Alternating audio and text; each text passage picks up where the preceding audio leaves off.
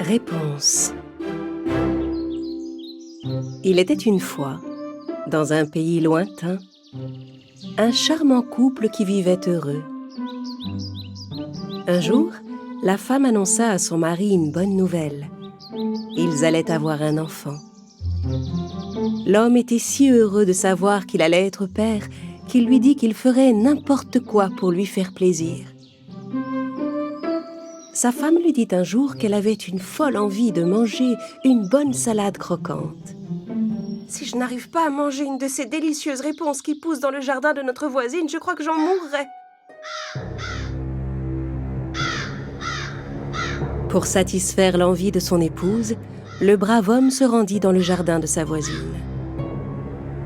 Mais ce qu'il ignorait, c'est que leur voisine était en réalité une dangereuse sorcière, nommée Kélia. Personne ne le savait, mais la sorcière était âgée de 150 ans. Pour paraître plus jeune, Kélia ne devait toucher que des choses en or. Elle avait donc recouvert d'or tous les objets de sa maison. Les assiettes et les plats, les couverts, les bouteilles et les lampes, et même les sièges où elle s'asseyait. Tout était recouvert d'or. Ce soir-là, elle entendit frapper à sa porte.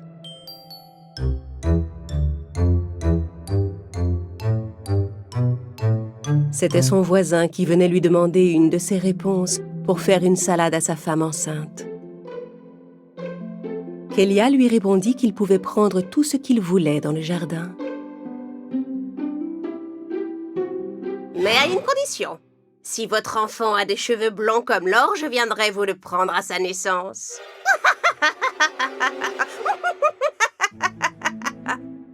L'homme ne savait pas quoi faire, mais pour ne pas laisser dépérir sa femme, il prit le risque d'accepter et pria pour que son enfant n'ait pas les cheveux blonds.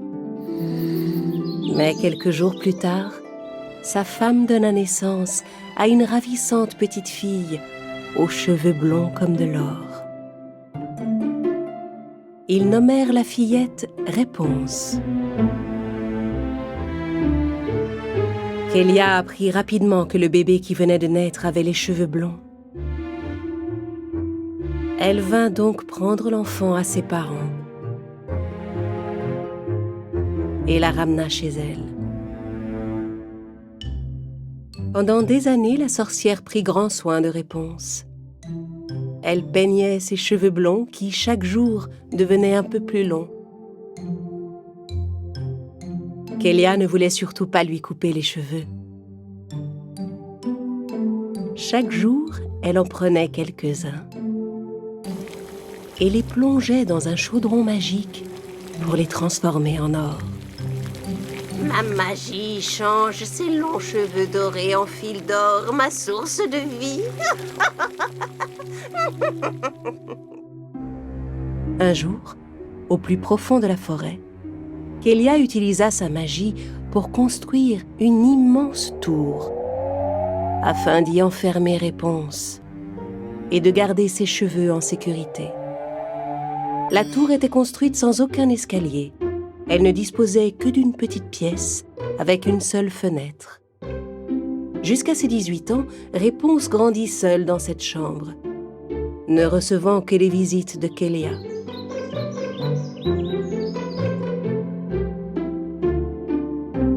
Chaque fois que la sorcière voulait monter la voir, elle appelait du bas de la tour. « Réponse! Réponse! Réponse, descends-moi tes cheveux dorés !» Réponse laissait alors descendre ses longs cheveux dorés par la fenêtre. Et Kélia s'y accrochait comme à une corde pour grimper jusqu'en haut de la tour. « Mère, pourquoi cette tour n'a pas d'escalier ? Pourquoi je ne peux pas descendre jouer avec les fleurs et les animaux ? Ma belle enfant aux cheveux dorés, c'est pourtant bien que je te garde ici. C'est le seul moyen de te protéger des terribles dangers du monde. Il y a beaucoup d'animaux très dangereux, tu sais, et toutes sortes de créatures féroces. S'il t'arrivait malheur, je ne survivrais pas. » Un jour, le jeune et beau prince Robert, qui était né le même jour que Réponse, décida d'aller faire une promenade à cheval dans la forêt.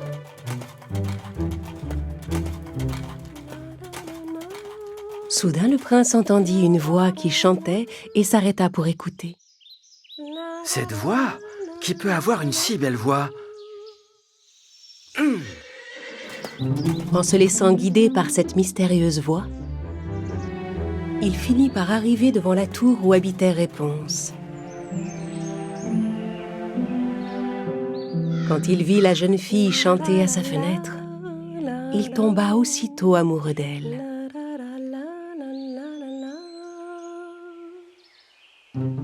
Il examina la tour pour trouver l'entrée, mais ne vit aucune porte. Au même moment, Kélia arriva au pied de la tour. Le prince se cacha rapidement dans les buissons parce qu'il connaissait sa réputation de méchante et cruelle sorcière. Ça alors? C'est la sorcière Kélia. Mais qu'est-ce qu'elle peut bien faire par ici? Réponse! Réponse! Réponse! Descends-moi tes cheveux dorés. Réponse laissa tomber ses longs cheveux jusqu'en bas et Kélia commença à grimper.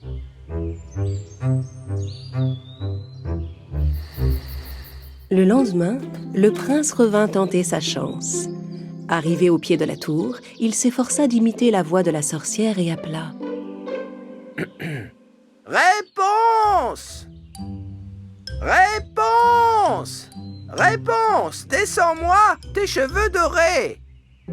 Réponse trouva la voix un peu bizarre, mais fit tout de même descendre ses cheveux.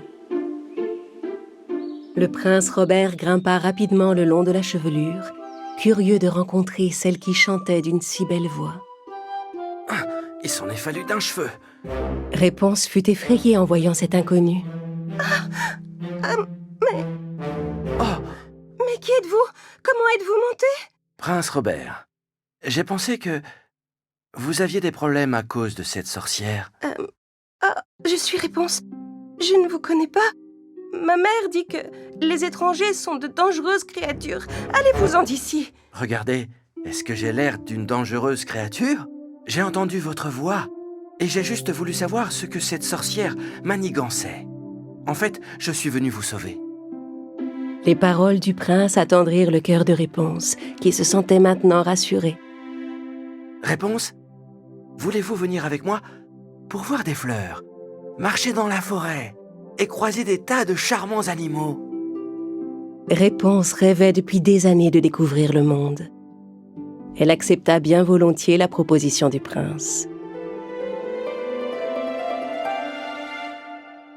J'ai une idée, pour qu'on puisse redescendre tous les deux de la tour. Le lendemain, en arrivant au pied de la tour, la vilaine sorcière Kélia s'apprêtait à appeler Réponse quand elle se rendit compte que la longue chevelure pendait déjà le long du mur. Tiens, j'imagine qu'elle m'a vu arriver de loin et qu'elle a descendu ses cheveux pour que je monte. Kélia commença à grimper le long de la chevelure. Quand elle entendit un cheval hennir dans la forêt, elle pensa qu'un cavalier passait tout près mais ne s'en soucia pas et reprit son ascension, pressée de retrouver Réponse. Quand elle arriva au niveau de la fenêtre, elle fut sous le choc. Réponse avait disparu, elle avait coupé ses cheveux et s'était enfuie de la tour. Mon or! Non! Mon or! Mon cher or est parti!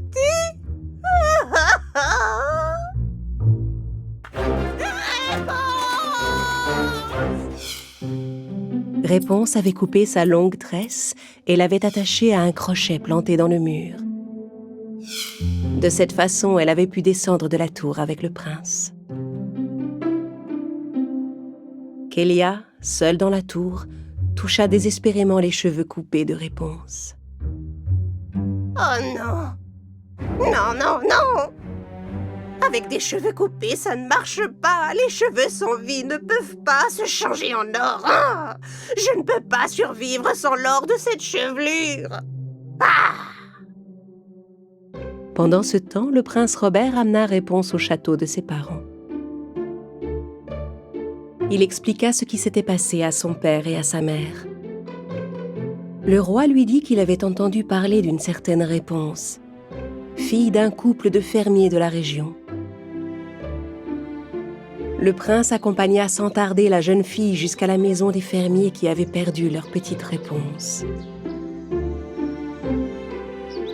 Dès qu'ils aperçurent Réponse, son père et sa mère reconnurent leur fille bien-aimée.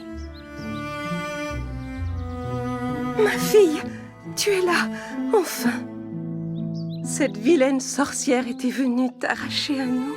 Tant d'années ont passé, mais tu es enfin revenue dans ta vraie famille. Réponse était tellement heureuse de retrouver sa vraie famille. Quant à la vilaine sorcière Kélia, elle ne pouvait se résoudre à perdre son précieux or. Je te retrouverai, Réponse. Où qu'il soit, je retrouverai les cheveux qui se changent en or.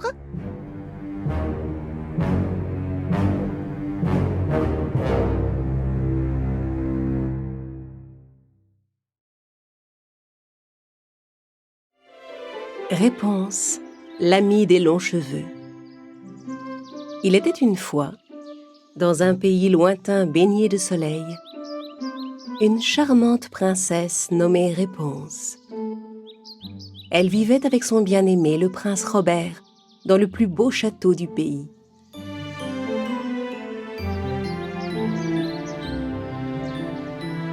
Un jour, tandis que Réponse se balançait à la branche d'un arbre dans le parc du château, elle entendit une voix inconnue lui parler. Hey, ralentis un peu, je vais tomber. Hein? Qui a dit ça? Doucement, s'il te plaît. Je n'arrive plus à tenir, je vais glisser. Est-ce que je rêve? Qu'est-ce que c'est que cette voix dans ma tête? C'est moi! Moi! La voix que Réponse entendait était celle de sa pince à cheveux. Est-ce que c'est toi qui m'as parlé? Bien sûr que c'est moi, tu as cru que tu devenais folle? La petite pince à cheveux s'éloigna tranquillement en sautillant, et Réponse, qui n'avait jamais vu de pince à cheveux parler, décida de la suivre. Dis-moi, est-ce que tu as un nom? Bien sûr que oui, Clapsy. Mais alors, tu as toujours été capable de parler, Clapsy? Oui, toujours. Je pouvais parler, mais pas à toi. Et pourquoi ça? La petite Clapsy s'arrêta et commença à raconter à Réponse toute son histoire. Avant, moi aussi, j'étais une belle jeune fille, comme toi. Bien sûr, mes cheveux n'étaient pas aussi longs et blonds et soyeux que les tiens. Enfin, un jour, je suis allée me promener dans la grande forêt pour y cueillir des mûres. Tu es allée te promener seule dans la grande forêt? Oui, mais arrête de m'interrompre, s'il te plaît. J'y suis allée pour trouver le mûrier géant et j'ai commencé à cueillir des mûres. Mais tout à coup, j'ai été éblouie par une lumière étrange en pleine forêt. Je me demandais bien d'où elle pouvait provenir et je me suis approchée pour voir. Et là, juste devant moi, j'ai vu une très vieille femme en compagnie d'une fillette. Et cet enfant, c'était toi, Réponse. La femme lavait tes cheveux brillants avec l'eau d'un ruisseau qui traversait la forêt. Et quand la vieille a plongé ta chevelure dans le ruisseau, des billes d'or se sont formées dans l'eau comme par magie. Elle a pris une des billes d'or dans sa main et a murmuré quelque chose. Là, la bille s'est soudain transformée en un éventail d'or. En agitant l'éventail devant son visage pour se rafraîchir, la femme a commencé à rajeunir. Je n'en croyais pas mes yeux. Je me suis avancée vers elle et elle s'est brusquement tournée vers moi. « Qu'est-ce que tu fais là, toi? Qu'est-ce que tu as vu exactement? Dis-le-moi !»« Les cheveux de la petite se changent en or ?» J'ai dit. Alors la vieille femme, qui paraissait jeune, m'a changé en pince à cheveux. Qu'est-ce que vous m'avez fait? Oh non! Non, non, non! Oh! À partir partir de maintenant, petite pince à cheveux, tu seras la gardienne des cheveux de ma petite réponse. C'est vrai? Alors, tout ça s'est arrivé à cause de moi? Nous devons briser ce sortilège. Non, c'est la faute de cette méchante sorcière Kélia. Maintenant, elle seule sait comment je peux retrouver ma forme humaine. Réponse et Clapsy décidèrent de se rendre ensemble à la tour où vivait la sorcière Kélia. Après un bon moment de marche, au cœur de la forêt, elles arrivèrent au bord d'une rivière. Pour traverser la rivière, Réponse fabriqua une sorte de radeau avec ses longs cheveux. Elles s'installèrent sur le radeau et traversèrent le cours d'eau sans encombre. Puis elles continuèrent leur chemin à travers l'épaisse forêt et arrivèrent enfin près de la haute tour. Nous y sommes. La tour où j'ai passé tant d'années. Mais comment tu comptes t'y prendre pour monter? Eh bien, commençons par faire un repérage à distance. Réponse accrocha Clapsy tout au bout de ses cheveux. De part et d'autre, elle fixa 2 grandes feuilles pour faire une sorte de cerf-volant. Puis elle lança l'extrémité de sa chevelure en l'air en direction du haut de la tour. Et hop! Bon vol, petite pince à cheveux.